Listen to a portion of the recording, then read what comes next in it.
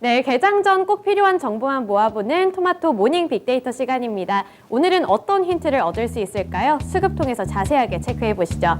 먼저 코스피 시장부터 살펴보겠습니다. 외국인이 가장 많이 매수한 종목은 어떤 종목들이 있을까요? 네, 1위는 먼저 두산 에너빌리티가 기록을 했습니다. 이번에 새 정부의 원전 기대감을 받으면서 저가 매수세가 유입이 됐고요. 2위는 강원랜드가 차지를 했습니다. 이 강원랜드의 경우에는 실적 선방에 이틀 연속으로 강세를 기록을 했는데요. 이에 따라서 외국인의 매수세까지도 유입이 됐습니다.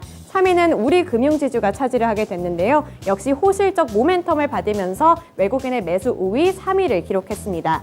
4위는 SK이노베이션이 기록을 했는데요. 이번에 리비안의 주가가 17% 넘게 급등하게 되면서 투자 심리가 개선이 됐습니다. 이에 따라 외국인의 매수세 많이 유입이 되면서 4위를 차지하게 됐고요. 마지막으로 기아가 되겠습니다. 기아 같은 경우에는 코스피 시장에서의 특징주에서 더 자세하게 살펴보시죠.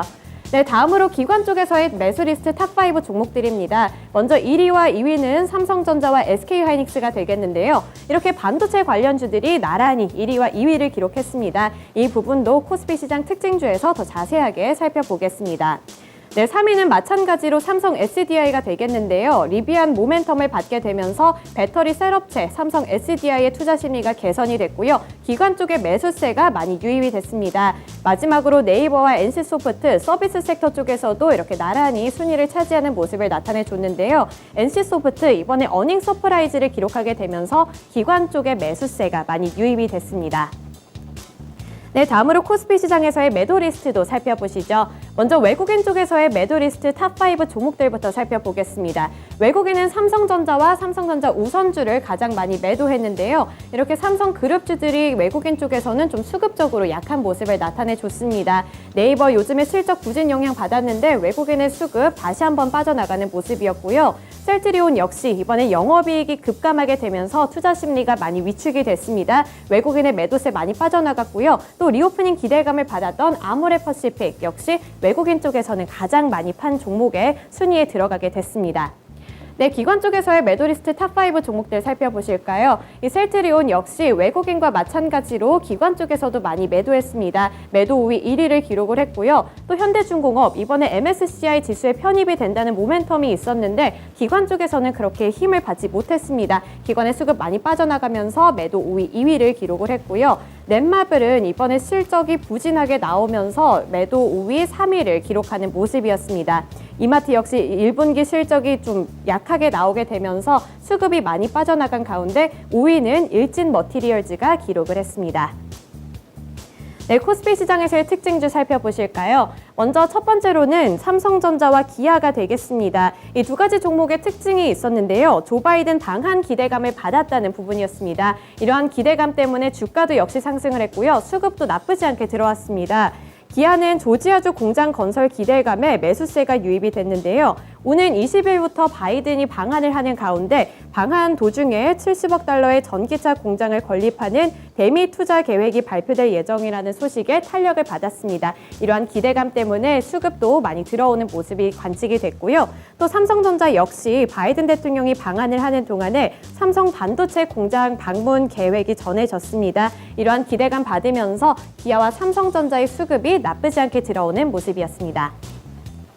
네, 두 번째 특징주 살펴보시죠. 개인주들로 엮어볼 수가 있겠는데요. NC소프트와 넷마블입니다. 실적에 따라서 희비가 좀 엇갈렸고요. 수급까지도 엇갈리는 모습을 나타냈습니다. NC소프트의 경우에는 리니지 W 덕분에 매출액이 가장 큰 폭으로 증가를 했다고 하는데요. 올해 1분기 영업이익이 전년 동기 대비 330%나 증가했다고 합니다.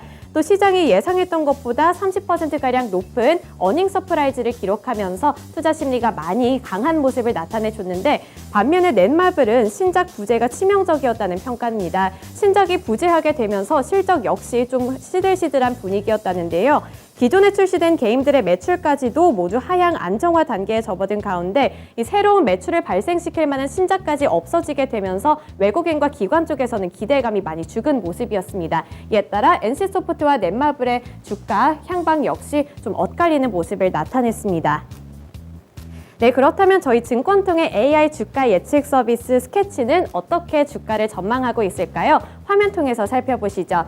네, 살펴보시면 삼성전자의 경우에는 이 목표 주가는 64,300원으로 제시가 됐고요. 투자 의견은 유지라고 책정을 했습니다. 또 NC소프트의 경우 투자 의견은 매수로 했고요. 또 빨간불을 켜내는 모습을 예측을 했네요. 네, 긍정적인 예측 함께 참고해 보시면서 투자 전략에도 세워보시길 바랍니다.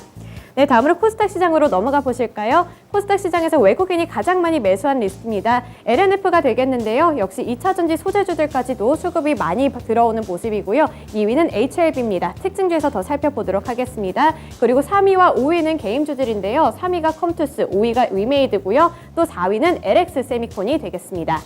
네, 기관 쪽에서의 탑5 종목입니다. 가장 많이 매수한 종목 역시 HLB가 되겠고요. 2위는 한일 네트워크스가 됐습니다. 이 인수 관련한 소식 모멘텀을 받으면서 기관 쪽에 수급이 많이 들어왔고요. LNF 역시 2차전지 모멘텀 받으면서 함께 매수 우위 3위를 기록을 했습니다. 밑으로 심텍과 원익 IPS로 반도체 소비, 반도체 장비 업종들이 차지를 했습니다. 네, 다음으로 특징주 살펴보시죠. 먼저 코스닥 시장에서의 특징주 HLB가 될 수 있겠습니다. 외국인과 기관이 모두 동반 매수한 종목이 될 수 있겠는데요. 이 항암 치료제 성능 확인에 주가가 상승을 했습니다. 개발해온 표적 항암제인 리보세라닙이 미국 최종 임상에서 효능이 확인됐다고 하는데요. 임상 3상 중에 1차 유효성 지표가 이 신약 후보 물질 효능을 입증하는 데 가장 중요한데 이러한 부분에서 좀 점진적인 개선이 나타났다고 합니다. 또 이번 내년 1분기에는 미국 FDA에 품목 허가를 신청할 계획이라는 소식이 밝혀지면서 외국인과 기관의 동반 매수세가 포착이 됐습니다. 네, 코스닥 시장에서의 매도 리스트도 살펴보겠습니다. 먼저 외국인이 가장 많이 매도한 종목 살펴보실 텐데요. 1위는 셀트리온 헬스케어가 되겠습니다. 1분기 실적 나쁘지는 않았지만 셀트리온이 영업이익 급감을 기록하게 되면서 약화된 모습이었고요. 에코프로비엠은 LNF와 다르게 힘을 받지 못했습니다. 밑으로 보시면 리노공업이 3위, 4위는 박셀바이오, 5위가 코미코가 차지를 했습니다. 네, 다음으로 기관 쪽에서의 매도 리스트 살펴보실까요? 에코프로비엠 역시 기관 쪽에서도 수급이 많이 빠져나갔고요. 셀트리온 헬스케어 역시 동반 매도세입니다. 그 밑으로 컴투스와 카카오게임즈, 아무래도 이번에 가상화폐가 좀 급락하는 영향을 받으면서 약한 모습을 나타내줬고요. 마지막에 클래시스 1분기 호실적이 있었지만 기관 쪽에서는 매도세가 나타났습니다.